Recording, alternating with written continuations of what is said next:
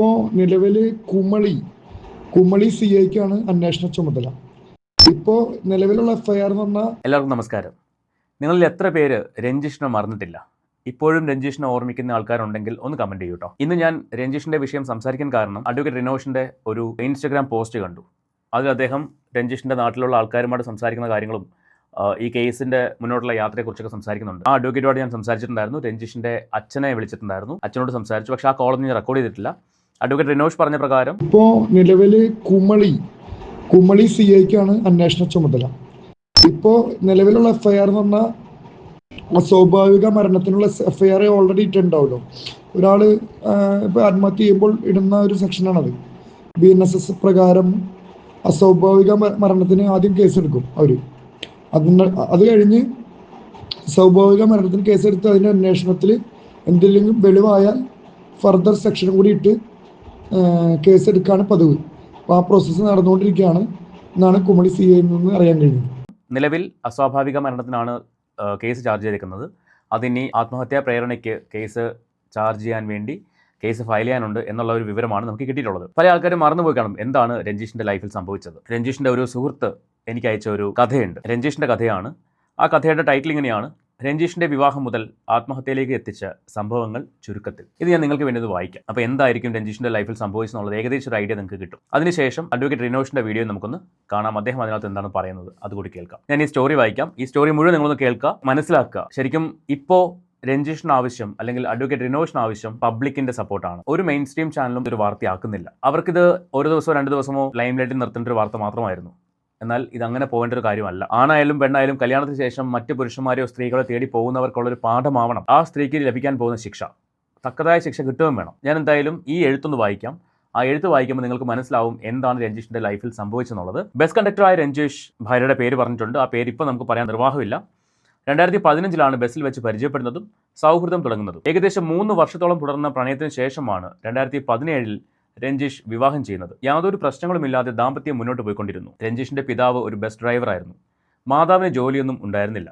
50 സെന്റോളം വരുന്ന കുന്നിൻ മുകളിലുള്ള ഭൂമിയിൽ ആസ്ബസ്റ്റോസ് ഷീറ്റ് മേഞ്ഞ ഇരുമുറി വീട്ടിലാണ് രഞ്ജിഷിന്റെ കുടുംബം താമസിച്ചിരുന്നത്. വീടിനോട് ചേർന്നുള്ള ഭൂമിയിൽ ചെറിയ ചെറിയ കൃഷികൾ നടത്തിയാണ് രഞ്ജിഷിന്റെ പിതാവും മാതാവും ജീവിച്ചു വന്നിരുന്നത്. ഇതിനിടയിൽ ഭാര്യയുടെ പേര് പറഞ്ഞിട്ടുണ്ട്.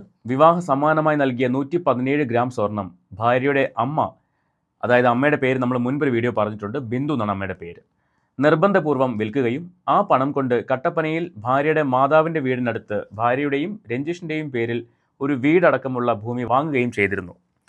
ഭാര്യയുടെ മാതാവ് തന്നെ ഈ വീട് മറ്റൊരാൾക്ക് വാടകയ്ക്ക് നൽകുകയും ആദായം കൈപ്പറ്റി വരികയും ചെയ്യുന്നു. വിവാഹശേഷം ദമ്പതികൾക്ക് ഒരു മകൻ പിറന്നു. പ്രസവശേഷം രഞ്ജിഷിന്റെ വീട്ടിൽ കഴിഞ്ഞിരുന്ന ഭാര്യ ഭർത്താവുമായോ ഭർത്താവിന്റെ കുടുംബക്കാരുമായോ യാതൊരുവിധ പ്രശ്നങ്ങളും ഉണ്ടായിരുന്നില്ല. വിവാഹത്തിന് മുൻപ് രഞ്ജിഷിന്റെ ഭാര്യ BTS ബിരുദം നേടിയിരുന്നു. വിവാഹശേഷം PSC പരീക്ഷയ്ക്ക് തയ്യാറെടുക്കുകയായിരുന്നു. ഭാര്യയുടെ തുടർ പഠനങ്ങൾക്ക് യാതൊരുവിധ എതിർപ്പുകളും രഞ്ജിഷിന്റെ കുടുംബത്തിൽ നിന്നും ഉണ്ടായിരുന്നില്ല. മകൻ പിറന്നതിന് ശേഷം PSC പരീക്ഷയ്ക്ക് തയ്യാറെടുക്കുമ്പോഴാണ് ഖത്തറിലുള്ള രമേശനുമായി ഭാര്യ ഓൺലൈനിലൂടെ സൗഹൃദം ആരംഭിക്കുന്നത്. വിവാഹബന്ധം നിലനിൽക്കെയാണ് ഒരു മകനുള്ള ഭാര്യ ഖത്തറിലുള്ള രമേശനുമായി ഒരു കുടുംബജീവിതത്തിന് ഹിതകരമല്ലാത്ത രീതിയിൽ ബന്ധം സ്ഥാപിച്ചത്. ബസ് കണ്ടക്ടറായി ജോലി ചെയ്യുന്ന രഞ്ജിഷ് ജോലിക്ക് പോകുമ്പോൾ ഭാര്യ രമേശുമായുള്ള സല്ലാപം ആരും അറിയാതെ തുടർന്നുകൊണ്ടിരുന്നു. 2023 ഭാര്യയ്ക്ക് ഓൺലൈൻ വഴി നൽകിയ അപേക്ഷയിൽ ഖത്തറിൽ ജോലി ലഭിച്ചുവെന്ന് ഭാര്യ രഞ്ജിഷിനെ തെറ്റിദ്ധരിപ്പിക്കുന്നു. ഭാര്യ കുടുംബത്തിന്റെ സാമ്പത്തിക ഭദ്രതയ്ക്ക് ഈ ജോലി വളരെ ഗുണം ചെയ്യുമെന്ന് രഞ്ജിഷിനെ പറഞ്ഞു വിശ്വസിപ്പിച്ചു. എന്നാൽ ആ സമയം ഭാര്യയ്ക്ക് ഖത്തറിൽ ജോലിയൊന്നും ലഭിച്ചിരുന്നില്ല എന്നാണ് സംശയിക്കുന്നത്. കാമുകനായ രമേശ് റെഡിയാക്കി നൽകിയ വിസയിലാണ് രഞ്ജിഷിന്റെ ഭാര്യ ഖത്തറിലേക്ക് യാത്രയായതും 6 മാസം രമേശിനൊപ്പം ഹിതകരമല്ലാത്ത ജീവിതം നയിച്ചതും. ഭാര്യയ്ക്ക് കാമുകനായ രമേശ് മുഖേനയോ അല്ലെങ്കിൽ മറ്റാരോ മുഖേനയോ ജോലി ലഭിക്കുകയും ജോലി ലഭിച്ചതോടെ രഞ്ജിഷിന്റെ ഭാര്യ അകലുകയും ചെയ്തു എന്നാണ് വീട്ടുകാരുടെ പ്രധാന സംശയം. എന്നാൽ രഞ്ജിഷുമായി വിവാഹബന്ധം വേർപെടുത്താനും രഞ്ജിഷിന്റെ ഭാര്യയും 2 ആൺകുട്ടികളുമുള്ള രമേശും ചേർന്ന് രഞ്ജിഷുമായുള്ള ബന്ധം വേർപെടുത്തുന്ന ശ്രമത്തിന്റെ ഭാഗമായി രമേശും രഞ്ജിഷിന്റെ ഭാര്യയും തമ്മിലുള്ള നഗ്ന ചിത്രങ്ങൾ, വീഡിയോകൾ രഞ്ജിഷിന്റെയും അമ്മയുടെയും മൊബൈൽ ഫോണുകളിലേക്ക് ഫേക്ക് ഐഡിയിൽ നിന്നും അയച്ചു കൊടുത്തിരുന്നു എന്നാണ് മറ്റൊരു സംശയം. 2023-2024 കാലഘട്ടത്തിലാണ് ഈ അശ്ലീല ചിത്രങ്ങൾ രഞ്ജിഷിന്റെയും അമ്മയുടെയും മൊബൈലിലേക്ക് അയച്ചു കൊടുത്തിട്ടുള്ളത് എന്നതുകൊണ്ടും രഞ്ജിഷിന്റെ അമ്മയുടെ മൊബൈൽ ഫോൺ നമ്പർ ഭാര്യ അറിയാതെ കാമുകനായ രമേശിന് ലഭിക്കുകയില്ല എന്നതുമാണ് ഈ വസ്തുതയെ സംശയിക്കുന്നതിനുള്ള കാരണം. ആദ്യം പറഞ്ഞ സംശയം അനുസരിച്ച് രമേശ് ഒരു ക്രിമിനലായ സൈക്കോപാത്ത് ആണ് എന്നാണ് സംശയിക്കേണ്ടത്. ഇരു കൂട്ടരുടെയും സമ്മതപ്രകാരം ഹിതകരമല്ലാത്ത ബന്ധത്തിൽ ഏർപ്പെട്ട് സ്വരച്ചേർച്ചില്ലാതായപ്പോൾ തൻ്റെ കാമുകിയെ തകർക്കാനുള്ള ശ്രമമായിരുന്നോ നഗ്നചിത്രങ്ങൾ രഞ്ജിഷിൻ്റെയും അമ്മയുടെയും മൊബൈലിലേക്ക് അയച്ചു കൊടുത്തതിൻ്റെ പിന്നിലുള്ള കാരണമെന്ന് സംശയിക്കുന്നു. ഖത്തറിൽ ജോലി ലഭിച്ചു പോയതാണെന്ന് രഞ്ജിഷിനെ വിശ്വസിപ്പിച്ച ഭാര്യ 6 മാസത്തിനു ശേഷം നാട്ടിലേക്ക് തിരിച്ചെത്തുകയും രഞ്ജിഷിന്റെ വീട്ടിലേക്ക് എത്തിയ ഭാര്യയോട് രമേശുമായുള്ള ബന്ധം ചോദിക്കുകയും ചെയ്തത് ബന്ധം കൂടുതൽ വഷളാകുന്നതിന് കാരണമായി. ഭാര്യയും കാമുകനുമായുള്ള വീഡിയോ ദൃശ്യങ്ങൾ കണ്ടിട്ടും സംയമനം പാലിച്ച് മകൻ്റെ ശോഭനീയമായ ജീവിതത്തിന് വേണ്ടി ക്ഷമിച്ച് യാചിച്ച് വീണ്ടും ഒരുമിച്ച് ജീവിക്കാൻ തയ്യാറാണെന്ന് അറിയിച്ചിട്ടും ഭാര്യ രഞ്ജിഷിന്റെ അപേക്ഷകൾ പുച്ഛത്തോടെ തള്ളിക്കളയുകയും അവഹേളിക്കുകയും ഡിവോഴ്സ് ആവശ്യപ്പെടുകയും ചെയ്തു. രഞ്ജിഷിന്റെ ഭാര്യ പെട്ടെന്ന് തന്നെ കട്ടപ്പനയിലുള്ള തൻ്റെ മാതാവിൻ്റെ വീട്ടിലേക്ക് പോവുകയും ഏകദേശം 10 ദിവസങ്ങൾക്ക് ശേഷം തിരിച്ച് ഖത്തറിലേക്ക് പോവുകയും ചെയ്തു. രഞ്ജിഷിന്റെയും അമ്മയുടെയും മൊബൈലിലേക്ക് രമേശ് അയച്ചു കൊടുത്ത നഗ്ന ദൃശ്യങ്ങൾ രഞ്ജിഷ് കണ്ടിട്ടും തൻ്റെ അപേക്ഷകൾ പുച്ഛത്തോടെ തള്ളിക്കളഞ്ഞിട്ടും അവഹേളിച്ചിട്ടും സ്വതവേ സൗമ്യനും ശാന്തശീലനുമായ രഞ്ജിഷ് സ്വയം തന്നിലേക്കും മകനിലേക്കുമായി തന്നെ ഒതുങ്ങുന്നതാണ് പിന്നീട് കണ്ടത്. രഞ്ജിഷ് നഗ്നചിത്രങ്ങളുടെ വിവരം ഏറ്റവും അടുത്ത സുഹൃത്തുക്കളോട് പങ്കുവച്ചിരുന്നു. ആ സുഹൃത്തുക്കൾ രഞ്ജിഷിനെ വളരെയധികം ആശ്വസിപ്പിച്ച് ജീവിതത്തിലേക്ക് തിരിച്ചു കൊണ്ടുവന്നു എന്നാണ് മനസ്സിലാക്കുന്നത്. തൻ്റെ കൂടെയുള്ള മകൻ ഉണ്ണിക്കുട്ടൻ തനിക്കൊപ്പം ഉണ്ടെന്നും അവൻ്റെ ജീവിതം കരിപ്പിടിപ്പിക്കാൻ താൻ ജീവിച്ചിരിക്കേണ്ടതിൻ്റെയും ആവശ്യം രഞ്ജിഷ് മനസ്സിലാക്കി.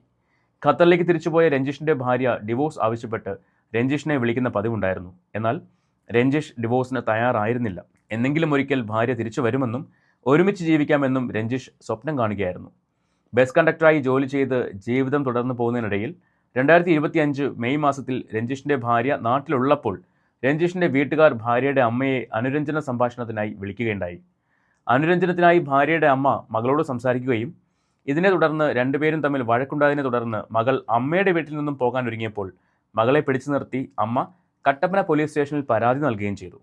ഈ പരാതിയിൽ രഞ്ജിഷിനെ കട്ടപ്പന പോലീസ് സ്റ്റേഷനിലേക്ക് വിളിച്ചു വരുത്തുകയും അനുരഞ്ജന കാര്യങ്ങൾ സംസാരിക്കുകയും ചെയ്തു. എന്നാൽ രഞ്ജിഷിൻ്റെ ഭാര്യ തനിക്ക് ഭർത്താവിനെയും മകനെയും വേണ്ട എന്ന് പോലീസ് സ്റ്റേഷനിൽ അറിയിക്കുകയും വീട്ടിൽ തിരികെ എത്തി പെട്ടെന്ന് തന്നെ ഖത്തറിലേക്ക് തിരികെ പോവുകയും ചെയ്തു എന്നാണ് ലഭിക്കുന്ന വിവരങ്ങൾ. ഈ കാലയളവിൽ രഞ്ജിഷിൻ്റെ മകൻ പഠിച്ചിരുന്നത് കുമളിയിലെ ഒരു സ്കൂളിലാണ്. 2026 ജൂൺ മാസം 15-ാം തീയതി രഞ്ജിഷിൻ്റെ ഭാര്യയുടെ അമ്മ സൗഹൃദം നടിച്ച് രഞ്ജിഷിൻ്റെ വീട്ടിൽ വന്ന് ഒരു ദിവസം താമസിക്കുകയും ചെയ്തിരുന്നു. രഞ്ജിഷിൻ്റെ മകനുമായി സൗഹൃദം സ്ഥാപിച്ച് ഭാര്യ നൽകാൻ പോകുന്ന കസ്റ്റഡി അപേക്ഷയിൽ ഭാര്യാമാതാവിൻ്റെ ഒപ്പമാണ് മകൻ താമസിച്ചു വന്നിരുന്നതെന്നും കോടതിയെ തെറ്റിദ്ധരിപ്പിക്കുവാനുള്ള ശ്രമത്തിൻ്റെ ഭാഗമായിരുന്നു എന്നാണ് രഞ്ജിഷിൻ്റെ ഭാര്യാമാതാവിൻ്റെ അപ്രതീക്ഷിതമായ ഇതിനു മുമ്പ് ഒരിക്കലും ഇങ്ങനെ ഉണ്ടാകാത്ത വരവിനെയും താമസത്തെയും രഞ്ജിഷിൻ്റെ വീട്ടുകാർ സംശയിക്കുന്നത്. ഭാര്യയുടെ അമ്മ രഞ്ജിഷിൻ്റെ വീട്ടിൽ വന്ന് തങ്ങിയ രാത്രി ഭാര്യയുടെ അമ്മ സംസാരത്തിനിടയിൽ രഞ്ജിഷിനോട് നിന്റെ കഴിവുകേട് കൊണ്ടല്ലേ നിന്റെ ഭാര്യ നിന്നെ വിട്ട് മറ്റൊരുവൻ്റെ കൂടെ പോയത് എന്നുകൂടി പറഞ്ഞ് അധിക്ഷേപിച്ചതായി രഞ്ജിഷിൻ്റെ വീട്ടുകാർ പറയുന്നു. അടുത്ത ദിവസം രഞ്ജിഷിൻ്റെ മകനെ വീട്ടിൽ നിന്നും ഭാര്യയുടെ വീട്ടിലേക്ക് കൂട്ടിക്കൊണ്ടുപോയി കട്ടപ്പനയിലെ ഏതോ ഒരു സ്കൂളിൽ ചേർക്കുകയും ചെയ്തു എന്നാണ് അറിയുന്നത്. മാത്രമല്ല രഞ്ജിഷിൻ്റെ മകൻ പഠിച്ച സ്കൂളിൽ നിന്നും TC വാങ്ങാതെയാണ് രഞ്ജിഷിൻ്റെ മകനെ കട്ടപ്പനയിലുള്ള സ്കൂളിൽ ചേർത്തതെന്നും രഞ്ജിഷിൻ്റെ വീട്ടുകാർ പറയുന്നു. മകൻ പഠിച്ചിരുന്ന സ്കൂൾ അധികൃതർ ഇക്കാര്യം സമ്മതിക്കുന്നുമുണ്ട്. TC വാങ്ങാതെ മറ്റൊരു സ്കൂളിൽ മകനെ ചേർത്തതിനു പിന്നിൽ പല കള്ളത്തരങ്ങളും ഗൂഢാലോചനകളും ഉണ്ട് എന്ന് മനസ്സിലാക്കാൻ സാധിക്കുന്നു. രഞ്ജിഷിനോട് ചോദിക്കാതെയും അനുവാദമില്ലാതെയുമാണ് ഏകദേശം 7 വർഷം തൻ്റെ ഒപ്പം വളർന്നു വന്നിരുന്ന തൻ്റെ കസ്റ്റഡിയിലുണ്ടായിരുന്ന കുമളിയിൽ പഠിച്ചിരുന്ന മകനെ കട്ടപ്പനയിലെ മറ്റൊരു സ്കൂളിൽ ചേർത്തതെന്ന് വീട്ടുകാർ പറയുന്നു. ഇതെല്ലാം പോലീസ് കുറ്റാന്വേഷണത്തിൽ ശാസ്ത്രീയ തെളിവുകൾ ശേഖരിച്ച് കോടതിയിൽ തെളിയിച്ചാൽ മാത്രമേ രഞ്ജിഷിൻ്റെ ആത്മഹത്യയ്ക്ക് നേരിട്ട് കാരണക്കാരായവരും TC ഇല്ലാതെ മകന് സ്കൂളിൽ അഡ്മിഷൻ നൽകിയ കട്ടപ്പനയിലെ സ്കൂൾ അധികൃതരും നിയമത്തിന് മുന്നിൽ എത്തുകയുള്ളൂ. കുമളിയിലെ മകൻ പഠിച്ചിരുന്ന സ്കൂളിൻ്റെ അധികൃതർ 15-ാം തീയതി വരെ രഞ്ജിഷിൻ്റെ മകൻ കുമളിയിലെ സ്കൂളിലാണ് പഠിച്ചിരുന്നത് എന്നും രഞ്ജിഷാണ് കുട്ടിയുടെ എല്ലാ പഠനകാര്യങ്ങളും നിറവേറ്റിയിരുന്നതെന്നും സമ്മതിക്കുന്നുണ്ട്.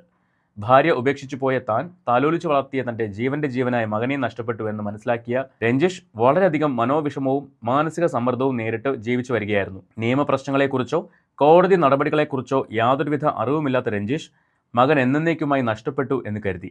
2025 മെയ് മാസം ഭർത്താവിനെയും മകനെയും വേണ്ട എന്ന് പറഞ്ഞു പോയ ഭാര്യ 2026 കുഞ്ഞിൻ്റെ കസ്റ്റഡി അപേക്ഷ കട്ടപ്പന കുടുംബ കോടതിയിൽ സമർപ്പിച്ചതിൽ കോടതിയെ തെറ്റിദ്ധരിപ്പിക്കാൻ വിധം പല കൃത്രിമങ്ങളും നടത്തിയിട്ടുണ്ടെന്ന് വലിയ സംശയവും ആരോപണവും ഉയരുന്നുണ്ട്.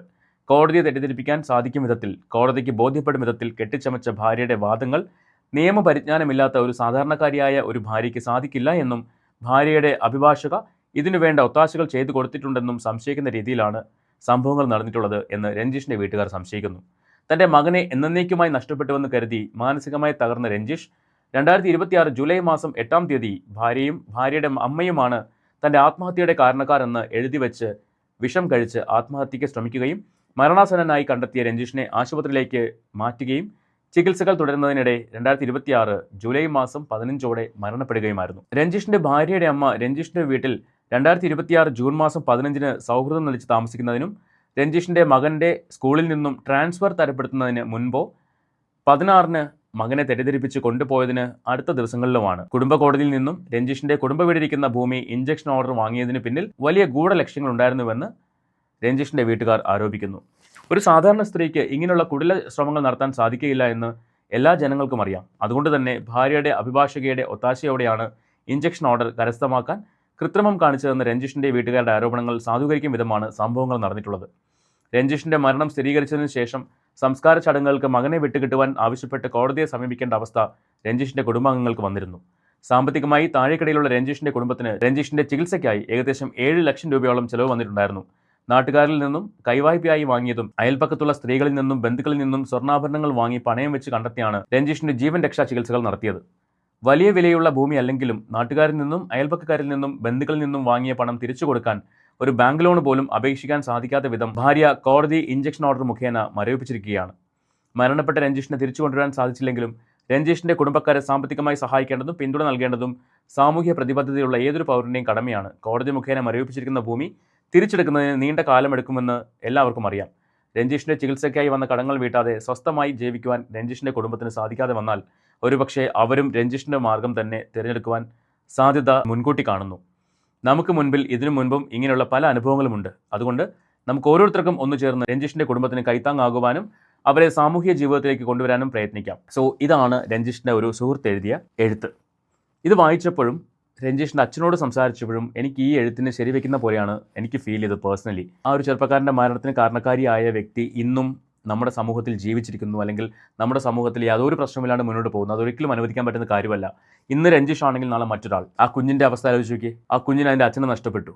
മറ്റൊരാൾക്ക് അതിൻ്റെ യഥാർത്ഥ അച്ഛനെ പോലെ സ്നേഹിക്കാൻ പറ്റുമോ? പറ്റില്ല, ഒരിക്കലും പറ്റില്ല. ആ കുഞ്ഞിൻ്റെ നാളത്തെ ഭാവി എന്തായിത്തീരും? ഇതിനൊക്കെ ഒരു ഉത്തരം കിട്ടേണ്ടതുണ്ട്. ഇനി അഡ്വക്കേറ്റ് റിനേഷ് എടത്താടൻ, അദ്ദേഹം ഈ ഒരു വിഷയവുമായിട്ട് ബന്ധപ്പെട്ട് സംസാരിക്കുന്ന നമുക്കൊന്ന് കേട്ട് നോക്കാം. ആ ഒരു വീഡിയോ കാണാം. സ്വന്തം ഭാര്യയുടെ ചതിയിൽ കുട്ടിയെ വേർപ്പെടുത്തിയാലുള്ള ദുഃഖഭാരത്തിൽ രഞ്ജീഷ് നമ്മളെ വിട്ടുപോയി. ഇപ്പോൾ കേരളത്തിൻ്റെ മൊത്തമാണ് രഞ്ജീഷ്. നമ്മുടെ എല്ലാ സഹോദരനാണ് രഞ്ജീഷ്.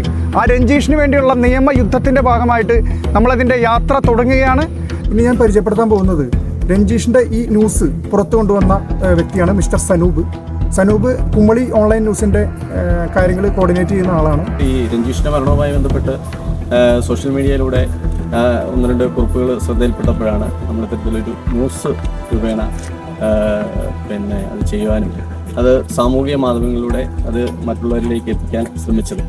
ഒരു ആത്മഹത്യ എന്ന് എഴുതി തള്ളേണ്ട ഒരു വിഷയമാണ്. പൊതുസമൂഹത്തിന് മുമ്പിൽ ഒരു കേസിന്റെ, അതായത് കേരളം ഒട്ടാകെ ചർച്ച ചെയ്യുന്ന ഒരു വിഷയമായിട്ട് ഇത് ഇപ്പം മാറിയിരിക്കുകയാണ്. ഇനി വേണ്ടത് നാട്ടുകാരുടെ സപ്പോർട്ടുണ്ട്, വീട്ടുകാരുണ്ട്.